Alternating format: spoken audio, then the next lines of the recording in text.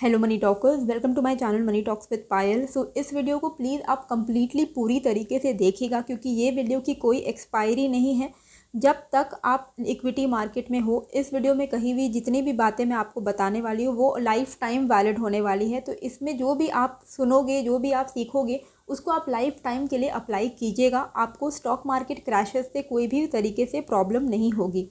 तो क्वेश्चंस यहाँ पे काफ़ी सारे हैं लोगों के मन में कि क्या हमारा Indian stock market beer market बन चुका है, कितना टाइम हमें रिकवरी में लगेगा, क्या करे क्या नहीं ना करे, सब स्टॉक बेच के निकल जाए, बैठ जाए, कैश में रह जाए। तो ये सारी बातें हम बात करेंगे। सबसे पहला जो क्वेश्चन है कि क्या अभी हम बियर मार्केट में हैं। क्लियर कट आंसर है कि अभी तक हम बियर मार्केट में एंटर नहीं किया है अभी तक हमने। क्यों? क्योंकि हमारा जो निफ्टी का पीक है वो है 18,604.45। बियर मार्केट क्या होता है? जब पीक से कोई भी स्टॉक या फिर इंडेक्स 20% फॉल हो जाता है तब बियर मार्केट में एंट्री होती है। तो निफ्टी के अगर हम पीक से कैलकुलेट करें 20% को तो 14,883 वो लेवल है जिस लेवल के नीचे जाने पे हम ऑफिशियली बियर मार्केट में एंटर कर जाएंगे। क्या इसके चांसेस हैं? तो बिल्कुल चांसेस हैं, हाईली लाइकली है। क्यों? क्योंकि हमने ऑलरेडी अपना लो अभी रिसेंटली फ्राइडे को ही 15,185 का लगाया है। तो वहाँ से बियर मार्केट का जो सफ़र है सिर्फ 300 पॉइंट्स रह गए हैं। 300 पॉइंट्स आप खुद सोचो, हाईली पॉसिबल है कि उस लेवल तक हम पहुँचे। लेकिन क्या हम बियर मार्केट में जाके वहाँ पे क्लोजिंग होती है कि नहीं, मतलब 14,884,883 के नीचे क्लोजिंग होती है कि नहीं, ये भी एक इम्पॉर्टेंट बात है। क्या यहाँ से रिकवरी आ जाती है या फिर हम बियर ट्रेजेक्टरी में रह जाते हैं, ये भी एक क्वेश्चन है।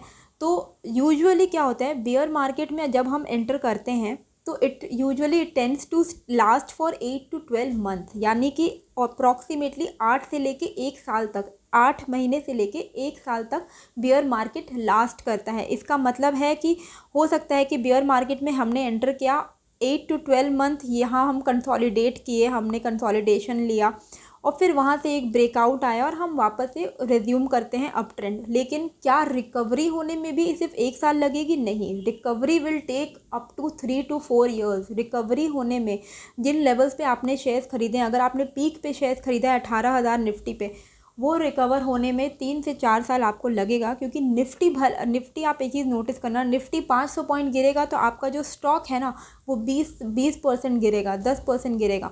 तो स्टॉक में जो फॉल हुआ है, आपके पोर्टफोलियो में जो फॉल हुआ है वो निफ्टी के मुकाबले काफ़ी ज़्यादा रहेगा। ओवरऑल ये चीज़ मैंने बहुत पहले ही आपको बोला था कि कैश में रहने का समय अब नहीं है। कैश में रहने का समय इन लेवल्स पे था जब 18,000 के आसपास थे। वीडियो आप निकाल के देख लीजिए मेरे चैनल में, 18,000 के आसपास जब हम ट्रेड कर रहे थे मैंने बहुत क्लियरली बोला था कि अब आप अपने प्रॉफिट को बुक करिए, कैश में बैठ जाइए, मौका हमें मिलेगा।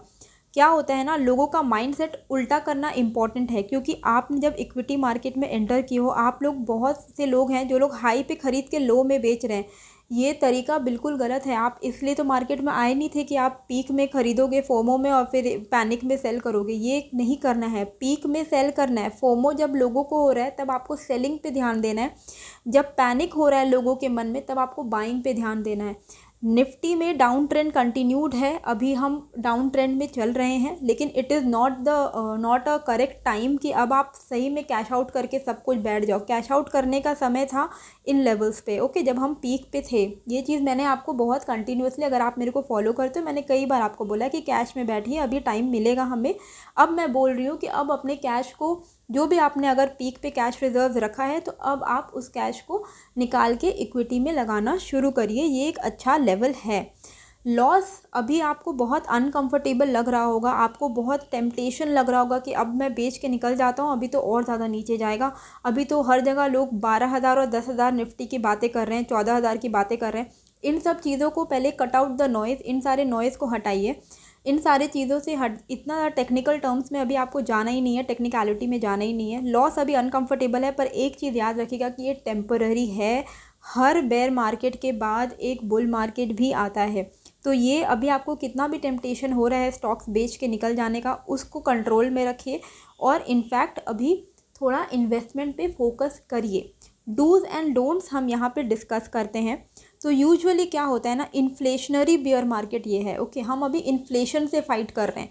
ये कोविड वाला बियर मार्केट नहीं है जहाँ पे कुछ टाइम का बियर मार्केट था, फॉल आया और बहुत शार्प एक वी शेप हमें रिकवरी देखने को मिली। ये वो वाला बेयर मार्केट नहीं आता है। अभी मैं ये बेयर मार्केट अभी तक हम ऑफिशियली एंटर नहीं किए हैं और ज़रूरी भी नहीं है कि हम बेयर मार्केट में एंटर करें, हो सकता है हम यहीं से रिकवर कर जाए। पर ये जो अभी हम निफ्टी के जिस पड़ाव पे अभी खड़े हुए हैं, जिस लेवल्स पे अभी हम निफ्टी पे हैं, वो लेवल एक क्रूशियल लेवल है जहाँ से कुछ भी हो सकता है। हम बेयर मार्केट में भी एंटर कर सकते हैं, हम यहीं से वापस से वी शेप रिकवरी भी ले सकते हैं या फिर कंसोलिडेट भी हो सकता है।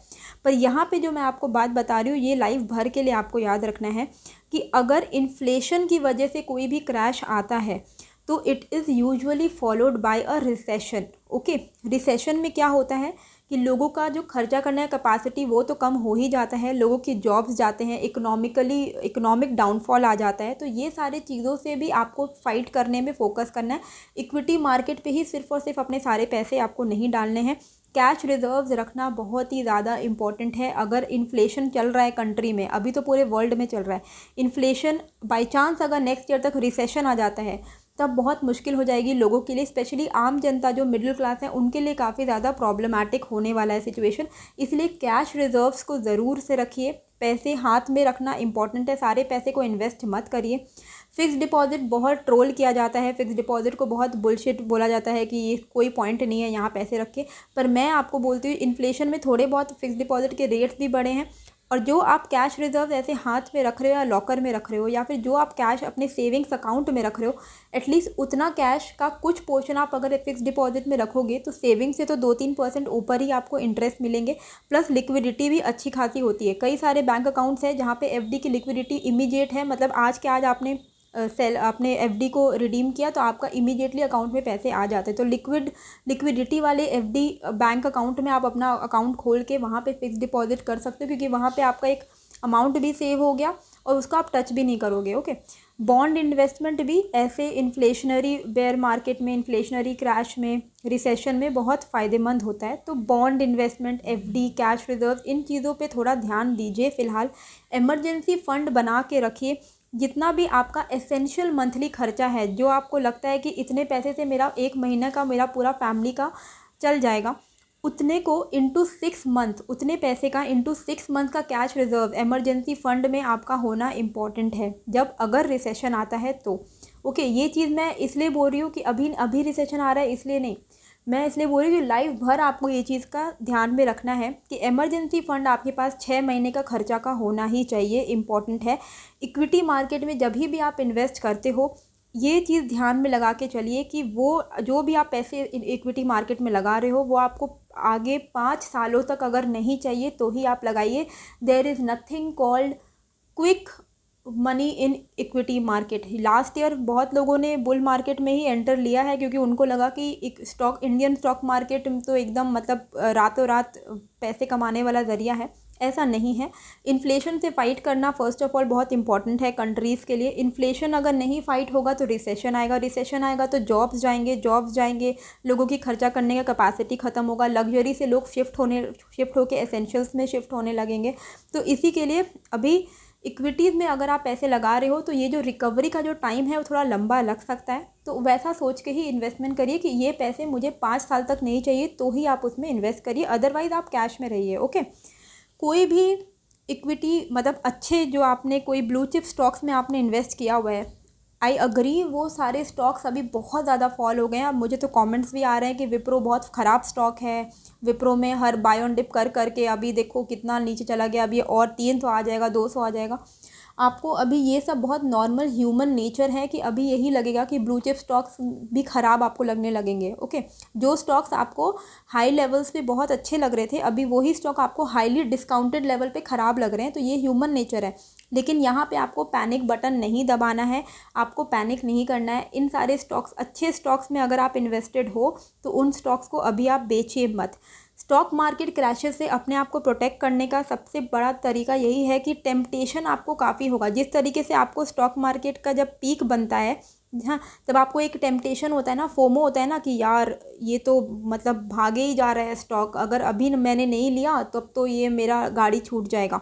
जब आप जिस तरीके से आप टेम्पटेशन ऊपर के लेवल पे ख़रीदने में लाते हो, उस तरीके का टेम्पटेशन आपको नीचे के लेवल पे बेचने का आ रहा होगा कि अभी यार बेच देते हैं, अब ये और नीचे चला जाएगा, अभी जो बच रहा है 2,000 4,000 जो रुपये मिल रहे हैं उसको लेके बैठ जाते हैं, जब नीचे आएगा तब एक साथ खरीदेंगे। सबसे पहले इस बात को याद रखिएगा, नीचे कब आएगा वो किसी को नहीं पता, क्या पता यही जो लेवल है यही हमारा बॉटम है, वी नेवर नो। तो आप ये सारे टेम्पटेशन को थोड़ा उल्टा कर लो। पीक में जब आपको जो टेम्पटेशन आता है ना कि फोमो आता है कि खरीदने का, उस वक्त उल्टे बेचने का सोचो, खरीदने का मत सोचो। नीचे के लेवल पे जो टेम्पटेशन आ रहा है ना कि बेच के निकलते हैं यार, कैश में बैठ जाते हैं, इन लेवल्स पे इनफैक्ट इन्वेस्टमेंट का सोचो। क्योंकि कोविड के बाद का रिकवरी सबको पता है, कोविड जब आया सबको लगा कि यार हम, जिन लोगों ने नहीं इन्वेस्ट किया, जो लोग 2021 में जो लोग एंट्री लिए उनको मैं बोल रही हूँ, उनको लगा कि यार 2020 में इन्वेस्ट किए होते तो अभी तो हमारा ये investment 10x 20x multi bagger मिल गया होता। वही मौका जब आपको अभी मिल रहा है, मार्केट में मिल रहा है, ऐसा मौका हर बार नहीं आता है। ये तो 2 इयर्स के फ्रीक्वेंसी में आ गया, लेकिन ऐसा हर बार ऐसा मौका नहीं आएगा। अभी यही मौका जब आपको मिल रहा है तब आप पैनिक कर रहे हो, फिर अभी वही है, 1 साल बाद आप रिग्रेट करोगे कि काश यार हमने इसमें इन्वेस्ट कर लिया होता। तो पैनिक बटन मत दबाइए। डोंट सेल योर स्टॉक्स, अच्छे स्टॉक्स का, फालतू स्टॉक का तो अलग बात है, अच्छे स्टॉक्स जो कि लो डेट हैं, जो ब्लू चिप कंपनीज है, उनको सेल मत करो। डाइवर्सिफाइड पोर्टफोलियो रखो, स्टॉक्स में पैसे रखो, फिक्स डिपॉजिट में रखो, कैश रखो, बॉन्ड में रखो, कमोडिटीज़ में रखो, गोल्ड में आप इन्वेस्ट कीजिए, क्योंकि इन्फ्लेशन के लिए गोल्ड एक हेज की तरह काम करता है। यूजुअली जब इन्फ्लेशन रहता है तो गोल्ड के प्राइसेस क्या है ना, वो वोलाटाइल हो जाते हैं। वहाँ पे आप ट्रेड भी कर सकते हो, कमोडिटी ट्रेड, प्लस गोल्ड के जो प्राइसेस हैं वो इंक्रीज़ होने लगते हैं, वो आपको प्रॉफिट देता है इन्फ्लेशन में। या फिर वो साइडवेज, और नॉर्मल टाइम में क्या होता है, गोल्ड साइडवेज हो जाता है। तो इन्फ्लेशन का एक हेज की तरह काम करता है गोल्ड में आप ETF के थ्रू भी इन्वेस्ट कर सकते हो, आप सोवरेन गोल्ड बॉन्ड में भी इन्वेस्ट कर सकते हो, वो आपके ऊपर है कि आप किस तरीके से इन्वेस्ट करते हो। ओके, अब मार्केट क्रैश को आपको मार्केट क्रैश की तरह पैनिक की तरह लेके कुछ नहीं करना है, या फिर आपको इसको सेल की तरह ट्रीट करना है, वो आपके ऊपर है। साइकोलॉजी चेंज करना बहुत ही ज़्यादा इंपॉर्टेंट है। ये जो अभी आप देख रहे हो, ये सब चीज़ें होती हैं मार्केट में। एक चीज़ की रियलिटी को एक्सेप्ट कर लीजिए, बहुत ही कड़वा सच लगेगा, लेकिन 2021 में जो आपने बुल रन देखा है, इट इज़ नॉट नॉर्मल, ऐसा नहीं होता है। तो रियलिटी वही है कि जो आपने 2021 में देखा वो एक्चुअल रियलिटी नहीं है स्टॉक मार्केट का। Okay, there is no such thing as quick money. Trade, अगर आप इन्वेस्टमेंट कर रहे हो और आपको जो 2021 में जो हर चीज़ में मल्टी बैगर रिटर्न्स मिल गए हैं, और आपने कुछ नहीं किया तो भी आपको बैठे बैठाए 1 साल में 30-40% का रिटर्न मिल गया, जिसको देखते हुए लोगों ने एंट्री ली है स्टॉक मार्केट में, तो आपको ये चीज़ जानना पड़ेगा कि 1 साल में 30-40% रिटर्न्स कमाना कोई आसान बात नहीं है। It is not even normal, it is not, मतलब most of the time it is not even possible investment से। तो आपका फोकस होना चाहिए कि 10 to 15% अगर मैं कमा लूँ तो काफ़ी है मेरे लिए। इन्फ्लेशन से ऊपर अगर आप कमा पा रहे हो अलग अलग तरीके से डाइवर्सिफाई करके, तो ठीक है। इक्विटी मार्केट में ही 2021 में क्या हुआ, लोगों ने सारी जमा पूंजी इक्विटी मार्केट में ही लगा दी, क्योंकि उनको लगा कि यहाँ से तो 30-40% अब हर साल ऐसे ही चलेगा। ऐसा तो नहीं होता है। 1 साल ऐसा बुल मार्केट हो गया, एक बबल बन गया, वो बर्स्ट होना था, बर्स्ट हो गया, अब आप उसका नतीजा देख रहे हो। अब लोग अचानक से स्टॉक मार्केट को गैम्बलिंग, स्टॉक मार्केट को हेट करने लग रहे हैं। जो लोग 2021 में बहुत बुलिश थे इंडिया की ग्रोथ स्टोरी में, अभी अचानक से वो बहुत बेरिश हो गए इंडिया की ही ग्रोथ स्टोरी में। कंट्री तो वही है, लेकिन अचानक से आप बुलिश से बेरिश बन गए, अब आपको लग रहा है कि बेकार है स्टॉक मार्केट। तो ये सारी साइकोलॉजी की बात है और कुछ नहीं। तो एक चीज़ याद रखिएगा कि हर चीज़ टेम्पररी है। जब भी आप बुल मार्केट में आप ओवर ऑप्टिमिस्टिक हो जा रहे हो, एक फॉल आएगा और वापस से फिर रिकवरी भी आएगी। तो ये चीज़ों को हमेशा याद में रखिएगा कि अभी हम अगर फॉल में चल रहे हैं तो यहाँ से रिकवरी भी आएगी। आप कोई हिस्ट्री निकाल के देख लो, कभी भी कोई बेयर मार्केट मतलब टेम्पररी रहा है, परमानेंट नहीं रहा है। अभी ऐसे सिचुएशन में कौन से स्टॉक्स में इन्वेस्ट करना चाहिए, तो dividend stocks and low beta stocks, इन सारे स्टॉक्स में आपको जो वोलाटिलिटी जिनमें कम होती है, वैसे स्टॉक्स आपको फ़ायदा करेंगे इन्फ्लेशन के वक्त में। ग्रोथ स्टॉक्स जो हैं वो अच्छे होते हैं, अगर ब्लू चिप ग्रोथ स्टॉक है वो अच्छे होते हैं, पर क्या होता है ना, वो ज़्यादा जल्दी फॉल भी करेंगे। ग्रोथ स्टॉक जो है ना वो इन्फ्लेशन में बहुत जल्दी फॉल करेंगे, पर उनमें रिकवरी आ जाएगी। तो अगर आपके कोई ग्रोथ स्टॉक हैं पोर्टफोलियो में जो कि अच्छे हैं, उनमें आपको टाइम लगेगा रिकवर होने में, इसीलिए एवरेज करना बुरा बात नहीं है, आपको एवरेज कर लेना चाहिए ग्रोथ स्टॉक में भी। अदरवाइज़ अगर आप एवरेज नहीं करोगे तो it will take a very long time.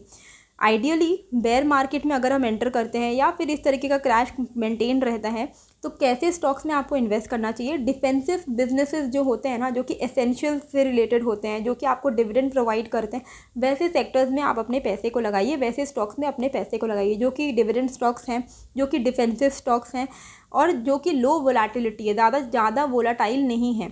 Essential sector जैसे कि कंज्यूमर ड्यूरेबल्स हो गया, ओके, जैसे पॉलीकैब एंड ऑल, जैसे वायरिंग्स हो गए, एफएमसीजी घर का जो नेसेसिटी सामान होता है, एफएमसीजी, यूटिलिटीज़, पावर सेक्टर के जो स्टॉक्स होते हैं, हेल्थ केयर, है ना, ये जो एसेंशियल जो चीज़ें हैं उनमें आप अपने पैसे को लगाइए। जब इन्फ्लेशन से कंट्री जूझ रहा है तो तब ये सारे जो स्टॉक्स हैं आपको फिर भी थोड़े बहुत बेनिफिट दे देंगे, पर इक्विटी मार्केट में इन्फ्लेशन के वक्त रिकवरी में टाइम लगती है, इस चीज़ को एक्सेप्ट करना ही पड़ेगा आपको।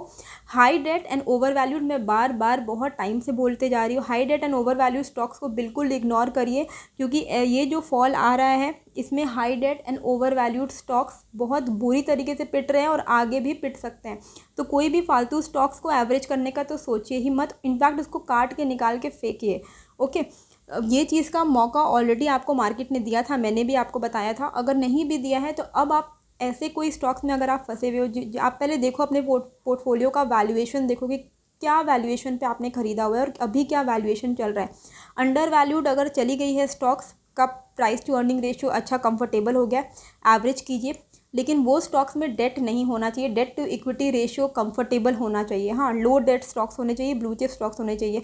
फालतू स्टॉक्स को ही एवरेज करते रहोगे तो बस एवरेज करते करते पैसे ही खत्म होंगे, वो कुछ नहीं होने वाला है, उसमें बहुत टाइम लगने वाला है रिकवरी में। ओके, अच्छे स्टॉक्स को ही एवरेज कीजिए, फालतू स्टॉक्स को मत कीजिए, और एवरेज करना इंपॉर्टेंट है अभी इन लेवल्स पे। अदरवाइज अगर आप कुछ नहीं करोगे, बैठे रहोगे, तो it will take years to recover. ये मैं आपको बोल रही हूँ, 3 to 4 ईयर्स आपको लग सकता है आपके पोर्टफोलियो को नॉर्मलाइज होने में, अगर आपने बाय ऑन डिप करके एवरेज नहीं किया अच्छे स्टॉक्स को। तो एसआईपी इन्वेस्टमेंट, म्यूचुअल फंड में अगर आप इन्वेस्ट करते हो तो बेस्ट है ऐसे टाइम पे जब तक ये कंसोलिडेशन लेवल चलता है। अगर निफ्टी, एक समझ लो निफ्टी इसी तरीके का फेस कंटिन्यूड रहता है हमारा, या फिर ऐसा क्रैश रहता है, हर महीने अपने एसआईपी को आप एक बार टॉप अप कर लीजिए। मतलब अगर आपका एसआईपी 30,000 पर मंथ का है या 10,000 पर मंथ का है तो 10,000 का आप 20,000 कर लो। हाँ, हर महीने में एक बार आप टॉप अप करो, इसको कंटिन्यूड रखो जब तक निफ्टी का, स्टॉक मार्केट का ये फेज़ चल रहा है।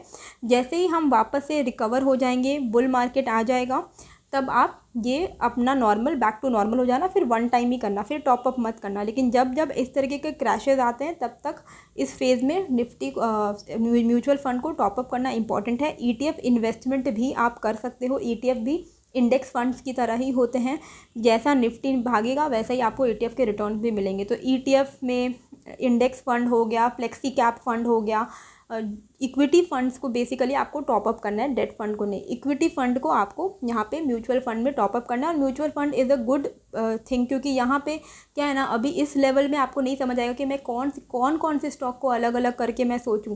म्यूचुअल फंड क्या है, बास्केट है पूरा, तो आप अपने बस टॉप अप कर लो और उसको आप 5 साल के बाद देखना, आपको अच्छे रिटर्न्स वहाँ पे मिल जाएंगे। कुछ स्पाइक्स अभी भी आएंगे, उसको बुल मार्केट समझने की गलती मत कीजिएगा। हो सकता है अभी यहाँ पे बॉटम हो, फिर एक हमें अप टू 1000 पॉइंट्स का भी अप मूव दिख जाए, ठीक है। तो ये जो पॉइंट्स, ये जो स्पाइक है, ऐसा ही मार्केट चलता है, अप डाउन चलता है, ठीक है। ओवरऑल ट्रेंड फिलहाल तो नेगेटिव ही दिख रहा है, लेकिन अगर स्पाइक आता है तो उसको अपॉर्चुनिटी की तरह यूज़ करिएगा। फालतू स्टॉक्स में high debt stocks, overvalued stocks, clearly high debt हो और ओवर वैल्यूड हो, इन स्टॉक्स से निकलने की कोशिश कीजिए जैसे ही कोई स्पाइक आपको यहाँ पे मिलता है। एक चीज़ याद रखिएगा, जो भी अभी आप फेस कर रहे हो मार्केट में, इट इज़ टेम्पररी। 1 साल हो या 2 साल हो, market will recover and will recover very good. Believe in India's growth story. India में आगे जाके आपको इक्विटीज़ में पैसे बनेंगे, बस आपका पेशेंस होना चाहिए। और जो चीज़ मैंने आपको बताया है उनमें ध्यान में रखिएगा।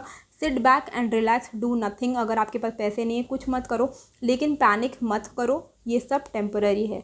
होप आपको ये वीडियो अच्छी लगी है, कैसी लगी मुझे कमेंट करके ज़रूर बताइएगा। नए हो तो सब्सक्राइब कर लीजिएगा। मिलते हैं फिर एक नए वीडियो के साथ। Thank you.